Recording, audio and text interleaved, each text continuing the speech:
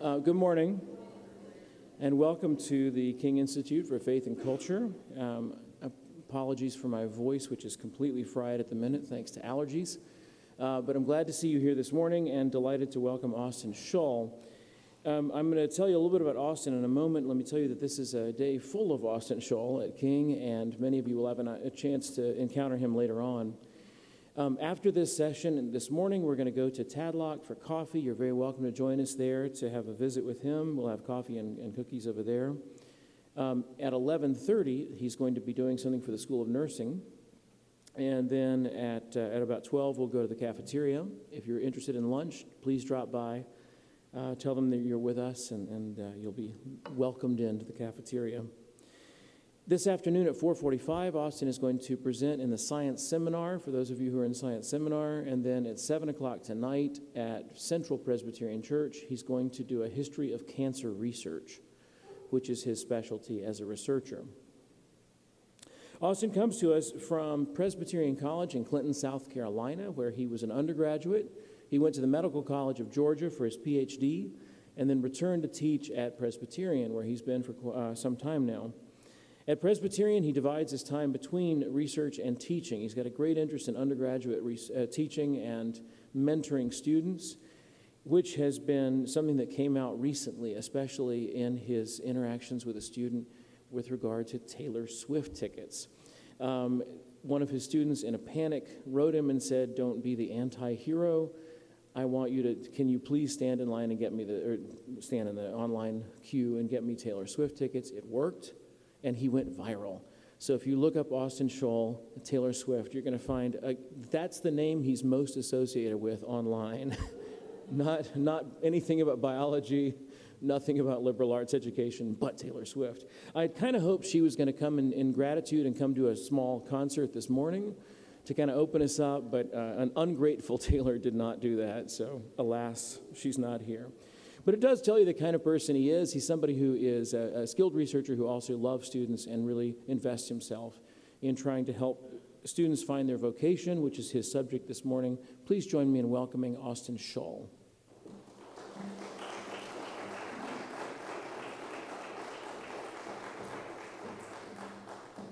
All right. Thank you, Martin. I appreciate it, and I appreciate y'all being here today. So, yeah, it's me. Hi. Just to meet you. Sorry, my Taylor Swift reference probably completely did not land there. But I do want to provide my appreciation for being here today. I actually had several friends, several colleagues who remember when the King Institute of Faith and Culture was established. Fred Buechner, always loved his writing. It's been something that has shaped me as a person. And so one of the themes that I think will hopefully come out of this talk today is stuff that even Buechner was able to kind of influence for me. Stuff where it's understanding that my passion can help meet the world's need. I mean, that's a common phrase that's typically attributed to Buechner. The fact that the world has both beautiful and terrible things, and that we can resonate and understand those two things exist.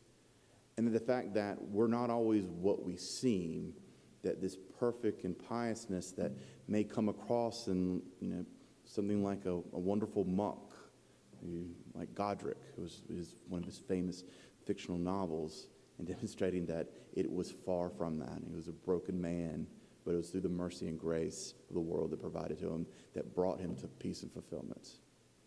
And so it's several things like that that I hope we can kind of work through today in this particular lecture. Especially in the regard of science. And that's something we don't, at least me personally, and a lot of my experience, is something we don't really grapple with as much. Understanding the beauty of science, understanding the creativity of science, and understanding how the scientific process actually fits within the liberal education and fits within the idea of fulfillment of self and the fulfillment of doing good in the world. So, I want to kind of start out with the story. I was doing a career panel. We've done, us as faculty, we've done career panels, all the time. We try to get our wonderful alumni to come back and tell them what they're doing. And we've got this person here. We've got this person there. There's this person working for this pharma company. You got this person working for this hospital. And you had all these different individuals at these different places who had very unique jobs. Because at this time, again, me being a science major, I was trying to find someone who, okay, this wasn't the pharmacist or the doctor or the nurse that necessarily was right there in their hometown that these people typically have had experiences with, but thinking about some of our alums who are doing things far off or at different companies, and they took these very unique and winding paths to their particular profession and how their particular degree, specifically in STEM, specifically like biology, biochemistry, chemistry, really led them to their particular profession. And it wasn't so much like, oh, here are all these little step-by-step career paths, but here's how I was equipped in science, and here's how I was equipped in something that resembled a liberal education, and how I found myself able to get that second and third job because of a STEM-related liberal arts education compared to everyone else who was able to get that first job but not able to kind of continue to move on and demonstrate leadership and demonstrate a lot of the laurels that we try to instill in a liberal education. So I'm like loving it. I'm like, perfect. They're singing all the right notes. They're doing all the right things. They're saying all the things. I'm seeing my students up there. They're taking notes. They're listening, trying to get business cards at the end. You've seen this song and dance. So I decided to have a little feedback session in the next class. I said, so, what'd you think? Like, man, amazing. Loved it. These people working here, they're working there. Never could do that. Like, what do you mean? Never could do what they did. Like, the point was that these are our alums who are in your shoes, just like yourself, now doing wonderful and amazing things. And oh, by the way, some of these alums that they very much reflected weren't necessarily always like the star student. These were people that were able to become something because of the education that's provided to them, and actually demonstrated their love of their education even 5, 10, 15 years out. And it was funny because it was very telling what the person said to me. It very much struck me. It's something I never thought of. She goes, the student said, that was the most winding, unclear, uncertain path that person made. And it worked for them. It was amazing. I'm not taking that chance that it's going to work for me like that. I want a job, I want a profession that has clear-cut instructions of what I need to do. I go on to this particular professional school, I do this thing, I get this job, I do that. And while I'm very interested, intrigued, and would love to pursue something like that, I just don't, the uncertainty of that just completely stifles me, and there's no way I could pursue that. And that really floored me to really hear that, even though it really shouldn't have. And that's something I want to kind of unpack in this lecture today, of realizing the importance of really embracing uncertainty. And really embracing this idea of uncertainty and realizing that this false sense of certainty in life and that false sense of certainty in a particular path does not really exist. And I think that's very interesting to me because the scientific method, the scientific process, when we think STEM, some of y'all probably remember this in your own high schools. If you're interested in some type of STEM, here you started the STEM path, you did this starting at the 8th, 9th grade year, you worked through this curriculum which sets you up here, and there's this very prescriptive approach that you take. And there's no questioning the approach, which has its merit, but it sometimes sends the wrong message. And that's interesting because science in its own sake is far from that. Science is the wrestling with uncertainty. Science and the scientific method is based on the notion of we're trying to wrestle and create new knowledge. That's the whole point of science. The whole point is to learn something we did not know previously, to wrestle with something that we were uncertain about previously, and now and this will be the kind of flow into the talk, a little less uncertain about what we know now. And so this actually hit about the same time that one of my favorite articles came out from one of my favorite science writers, a gentleman named Ed Yong. And Ed Yong wrote a lot of different articles during the pandemic. And it was funny for Ed because Ed was very much a wildlife biologist, loved to write about kind of the uniqueness of animals. Hey, this animal does this weird thing, this animal does that. Isn't that cool? And so it was always this basis of, hey, look at this cool thing. Aren't you interested in science? And that's how everything kind of Ed Yong kind of wrote. And he admits that in this article that he then writes for The Atlantic right after kind of the waning portions of the COVID pandemic. And it's this wonderful article called What Even Counts as Science Writing Anymore?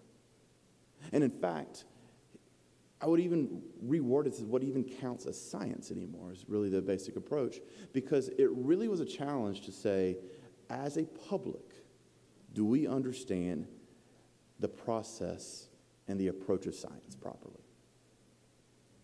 So I want to read a couple of quotes that come from Ed Yong's article that really talks about the process and notion of science and how we are to understand it.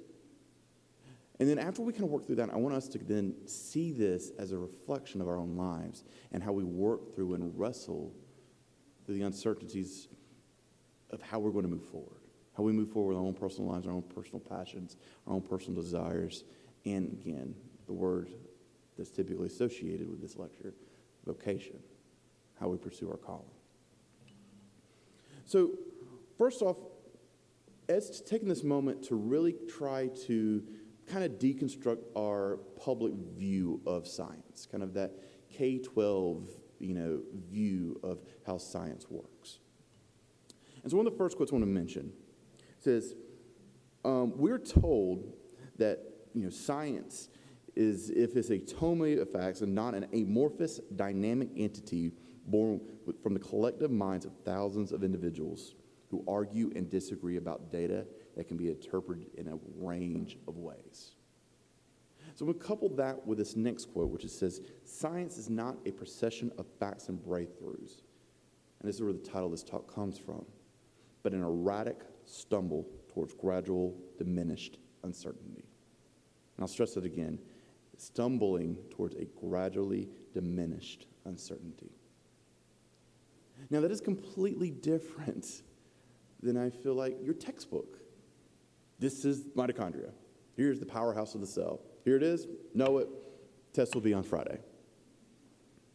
And yes, the mitochondria is the powerhouse of the cell, but that is not necessarily how the process of science takes place.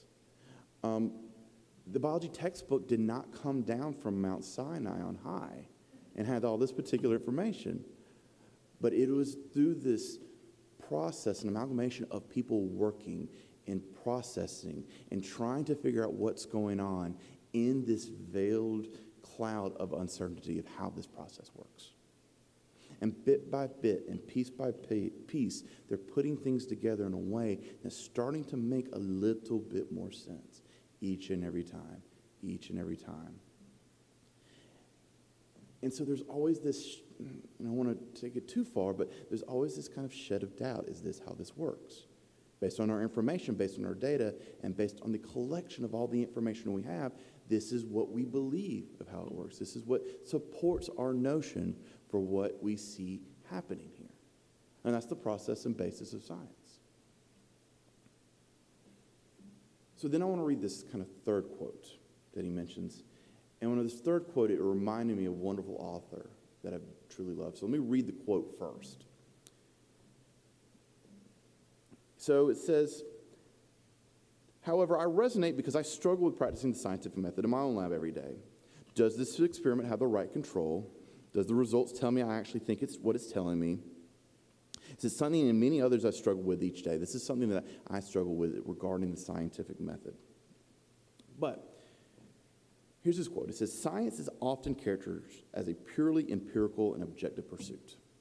Like, objective, empirical, here's the right, here's the wrong.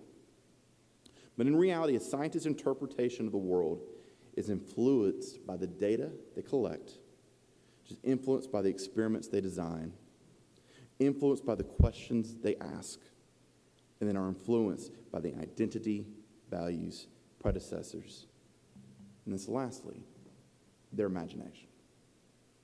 Those are words you don't typically associate with science a lot of times. Remember, science is supposed to exist in this vacuum. Science is the truth.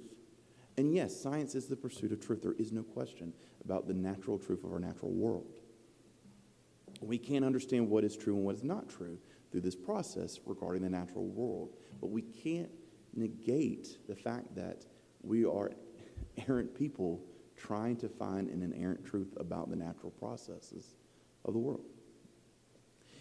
But in that process, we have so many wonderful things to pepper into it. The idea that we can take our own experiences and see that this is a worthwhile scientific endeavor. Why is there a racial disparity in breast cancer outcomes? And so that is a true scientific pursuit that needs to be questioned, but that is due to the experience of people who see that from racial disparities, that say my grandmother, who's of a different ethnicity, has a worse outcome on average regarding breast cancer death than someone in maybe a suburban area, a white suburban area. Those two things very much correlate. And that's based on actual experience. It's based on their own, processes of the world. But then it's talking about understanding, designing these experiments. There's some creativity and imagination in putting these together to find these correct answers that can serve some good in society. Use my example of the racial disparity again. Let's then design, let's see what is about these racial disparities and these factors, socioeconomic, genetic, environmental. What are these factors? And we can design experiments in different ways as far as looking and evaluating that can come up with a true and, based on our limitations ability, the most correct answer to help lead us to best address that question that is important for addressing the world's needs. And there we go again. Here's some creativity in trying to address this question through the scientific method in a way to help meet a world need. So, and this is the other thing too that I want to mention. I remember thinking about this as an undergraduate student myself. Again, this amalgamation of facts, this, classic book coming from on high, whichever textbook that you think of. And then realizing, no, there's a lot of imagination that went into finding this information. There was a lot of creation of people using their minds together and collaboratively to be able to solve some type of issue that mattered. And that really made me think of one of my other favorite writers. It's Dorothy Sayers, who wrote The Mind of the Maker. And one of her examples is regarding the image of God. And what does it mean to reflect the image of God? Because there's a very question that she put out there. She goes, we actually don't have this physical picture of who God is or what he looks like. Or, we're starting to see maybe a little peppermint of character in the Genesis 1 and 2. But the clear and present character that you see of God on display in Genesis 1 and 2 is that of a creator. Someone creating good things. Someone creating something from nothing into something. And remember, something that was good. And each time it was good. And each time it was good. And then when they created man and woman, it was very good. And so if this is the reflection that we have of God, and that we were created in the image of God, we have a nature of seeing that we too can create good things and create good scientific approaches with imagination and creativity in a way that creates some good in the world. Now, I realize I have very much delineated, diverged off to this process of talking about the scientific method for a little bit here. But I had to do that because, at least my own experiences, there's these false pretenses of what the scientific process looks like and how we continue to kind of fight that process of how it should go. Because I understand that. It's easy. We, as human beings, is what, even though we don't follow them very well, we do love rules. We do love, give me a checklist. This is what I need to do. I will do this thing. And a lot of reasons through the Old Testament scripture, that was a very big reason why we were given the 10 Commandments. Because there's a list. This is God demonstrating a little bit of mercy of like, well, here's these 10 things that you need to follow. Since the idea of following me after my own heart really isn't getting to the point. And that's what we're drawn to, because it's hard to wrestle with the idea of uncertainty. In fact, there was a not too recent study, but fairly recent, that actually talked about people out of high school, talking 10, 20 years, and they did kind of an experiment of, let's kind of see a recap of how well you remember basic scientific concepts and facts. And one of the things that was very interesting, where we can kind of consider the age of scientific disinformation and scientific misinformation, and the public does not understand science very well, quote unquote. Well, this result showed that based on just facts, the classic mitochondria is the powerhouse of the cell,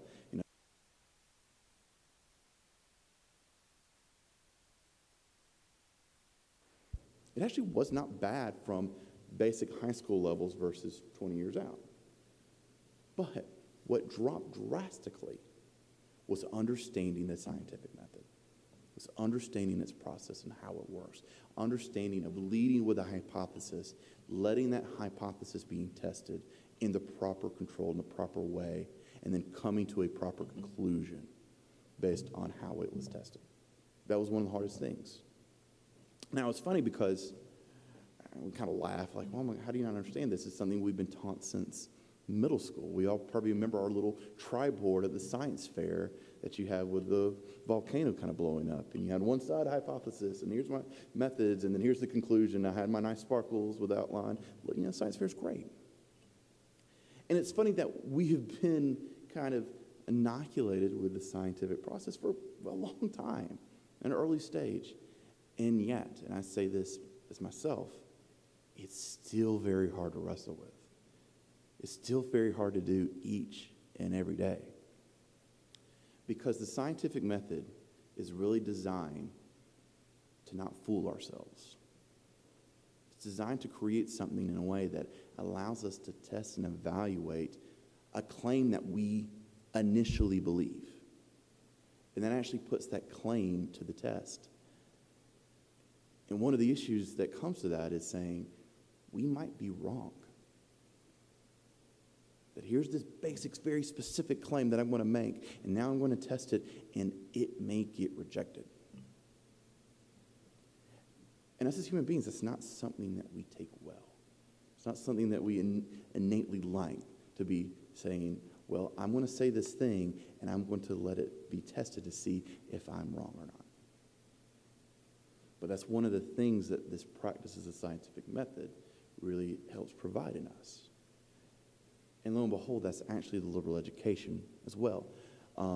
Princeton professor Robert George would say liberal education is based on the notion that everything you believe to be true, but you also know that everything you believe can't be true. So it has to be tested. It has to be constantly evaluated to see what you believe is actually true and correct. Now, come back to what does this all have to do with vocation? What does this all have to do with calling? Well, this same notion of the scientific process is, and I say this for my own personal life, is one of the things we also struggle with when we kind of figure out our own direction. What do we want to do? What are we motivated by? Why do we want to pursue the thing that we're trying to pursue?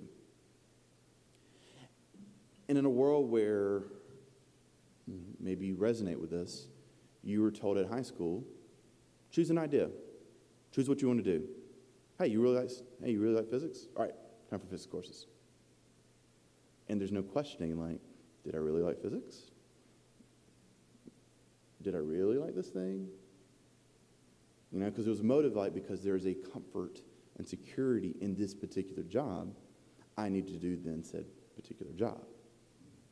Which is why medical school has one of the highest burnout rates, medical doctor, than really any profession. Dentist also has incredibly high burnout rates. All because, and this is something they're wrestling with, the huge demand of these professions, and because a lot of people who could do it never wrestled with the notion of should they do it. And so with that, I feel like in order to create this translation of saying, how can we have many of our students at people at King University, at Presbyterian College, who have been given a wonderful liberal arts education, and who may be pursuing something like STEM, but are again in the framework of challenging and molding themselves and trying to understand the notion of what it means to pursue the good life, that actually we can use this same scientific method to evaluate what we feel is the good life for us. What is the proper pursuit for us? And so this is a recent article that I was able to write with a colleague and friend at Calvin University. And we did just that. Let's break down the scientific method and say that this isn't just for, a set of plants or a set of cell lines, but this is going to be very much the same thing for us thinking about our lives, thinking about what we want to do. And so for the next few minutes, I just want to kind of break down how the scientific method could be used in a way that really helps us wrestle what we find in our joy, what is our vocational discernment, what we want to do and what we want to pursue, and really do in a way that, is with some intent of purity. So the first thing I want to mention, and this is silly and crazy and simple, maybe almost cliche, but observe. Stop for a moment. I'm going to ask you a question right quick. And it's a question that I actually asked one of my sophomore students, one of the bright, amazing, top students that came into our institution. She was talking about this and that and this and that and working in this and working in this major and working these courses. And she's going, well, I don't know what to do. I guess I could do this, I could do that, I could do this, do that. And she's listing things and things and things. And I finally stopped her and I said, what do you like to do?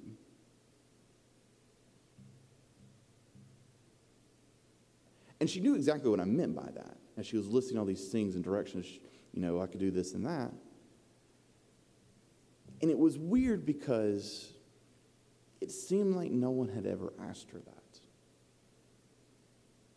And as simple of a question as that may be, I think we've never taken the time in a very busy, very hectic, very move forward, move to the next thing world to stop and say, what do you like?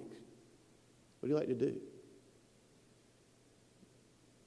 And not in a superficial way, but in a true, heart-filled way, what are some things that you enjoy doing and things that you enjoy pursuing? A liberal education can provide that. The general education curriculum can provide that, saying, what about this class do I like? What about this content brings me some level of enjoyment in this? And that's one of the beautiful things about college that I'm going to go ahead and mention to you. This is a perfect time to observe and reflect that, and reflect what that means of what do I like.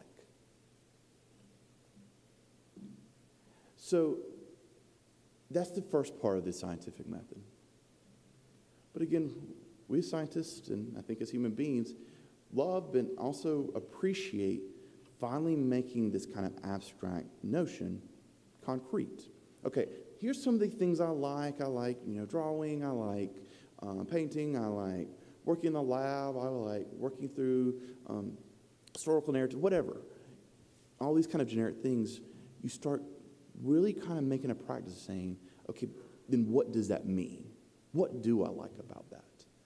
So the understanding about hypothesis is really broken down into kind of three things. Is it a statement? Is it a specific statement? And can it be tested?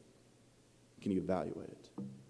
And so on that second portion, it starts to be, what specifically do I actually like in a way that has some type of projection, some type of notion of a career or a calling or what have you?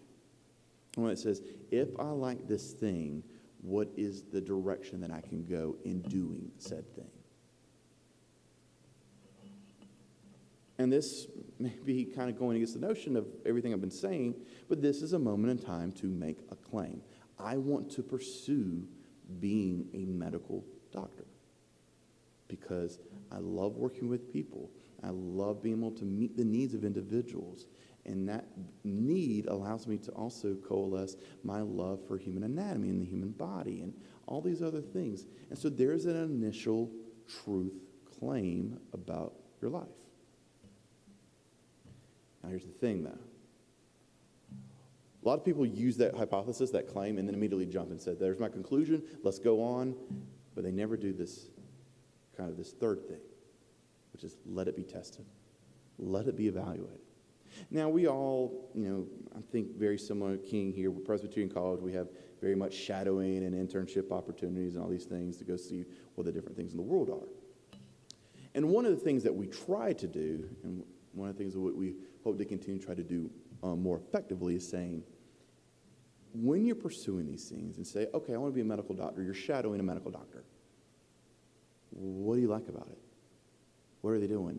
Is the perception that you had of how this was going actually reality? Because that's actually the scientific process itself. You had a perception of how this was supposed to go, how this experiment was supposed to work. I do said experiment with the proper controls, the proper design, and I realized it did not turn out exactly how I thought it would.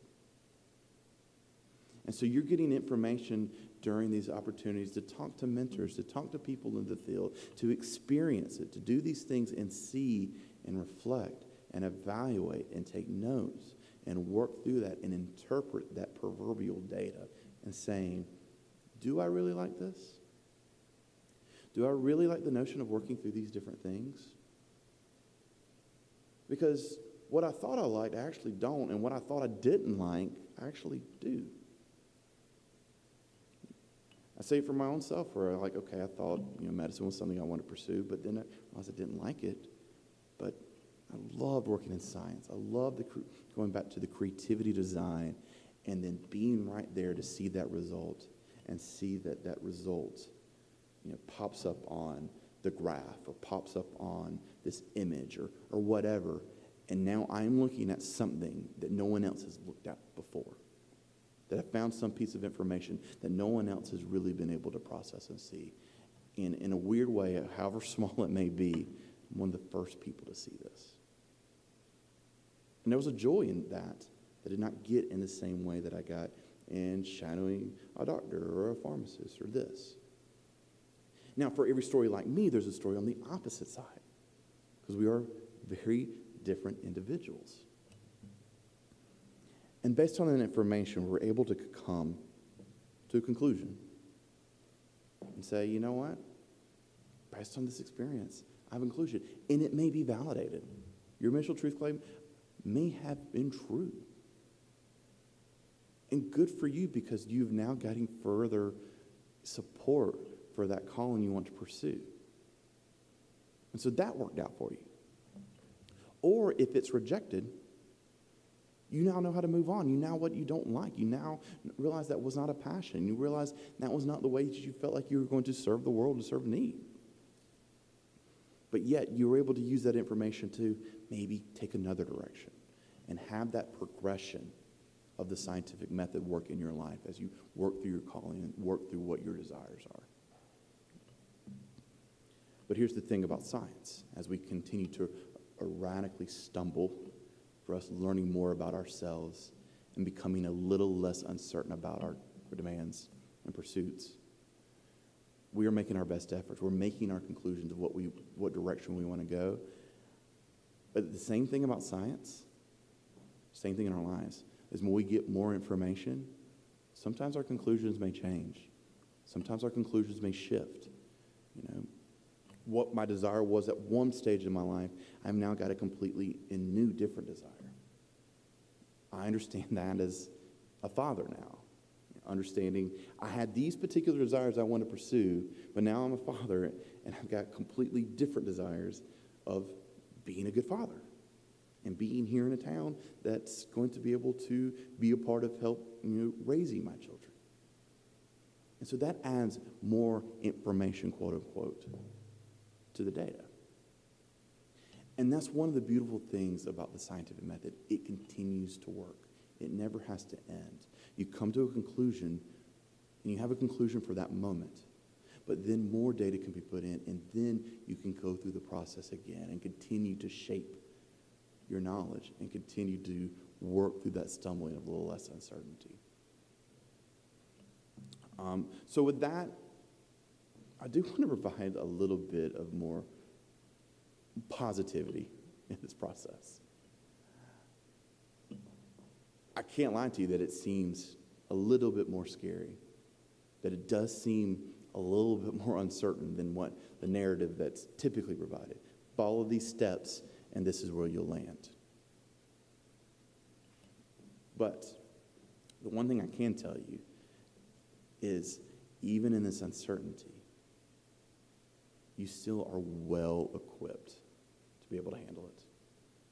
The mentors and educators and family members and friends are able to help pour into you to be able to effectively evaluate those things for you, to work through that, to sharpen one another as you work through what you feel like you're good at, what you like to do, and a way to best pursue that in your own ways. And so I'll leave off on this. In the Christian faith, one of the larger verses that we think of is going to be Matthew 28. Thinking of the Great Commission. Go forth and make disciples. So we've got this large call from Jesus that says, go do this thing. Oh, by the way, go establish the church. I'm leaving. Bye. But you have a spirit. And that's actually what's incredibly important. It's one of those last lines in it that says, I am with you till the end of the age. And so he demonstrated in this large, uncertain call to go do this large, amazing thing. His last lines is, I am with you for the end of the age. And he's referring to the Spirit. And I think that's the same thing we view our liberal education. You are given in a spirit to equip you to be able to handle the uncertainties that you decide to pursue and to work through this process of what you try to pursue. And so that's the one thing I want you to remember as you hopefully could use the same process. If you can recall to this one day, I see that I can use this to evaluate my own desires in life. That you also remember that I can go to someone and collaborate, like a good scientist loves to collaborate with good other scientists. You can collaborate with friends, with mentors, with teachers, people just like here at King University who care deeply about your success and care deeply about you being fruitful in life. So that's what I have for you today. I really very much appreciate your time, and it's been a pleasure to be able to be here today and reflect the same beauty that is reflected in this King Institute of Faith and Culture that was started 15 years ago. And so it's been a pleasure, and so thank you so much for your time, and I'll turn it back over to Dr. Darwhite.